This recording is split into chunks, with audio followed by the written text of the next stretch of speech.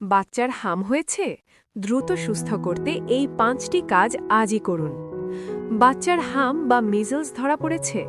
ভয় পেয়ে ভুল ট্রিটমেন্ট বা কুসংস্কারে কান না দিয়ে বাচ্চাকে দ্রুত সুস্থ করতে ঘরে বসেই এই 5টি কাজ আজই শুরু করুন। ১. Vitamin a magic.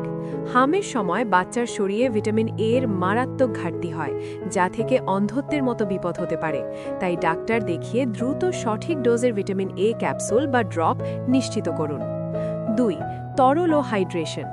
প্রচণ্ড জ্বরে বাচ্চার শরীর খুব দ্রুত শুকিয়ে যায়, তাই বুকের দুধ, ডাবের পানি, ওআরএস বা বাসায় বানানো ফলের রস বারবার খাওয়াতে থাকুন, যাতে কোনোভাবেই ডিহাইড্রেশন না হয়। ৩. চোখের বিশেষ যত্ন। হামের কারণে বাচ্চার চোখ আলোর প্রতি খুব সেন্সিটিভ হয়ে যায় এবং চোখ দিয়ে পানি পড়ে। ঘরের আলো একটু কমিয়ে রাখুন এবং পরিষ্কার সুতির কাপড় কুসুম গরম পানিতে ভিজিয়ে আলতো করে চোখ মুছে দিন। ৪. গোসল ও পরিচ্ছন্নতার মিথ। হাম হলে গোসল করানো যাবে না, এটি একটি ভয়ঙ্কর মিথ।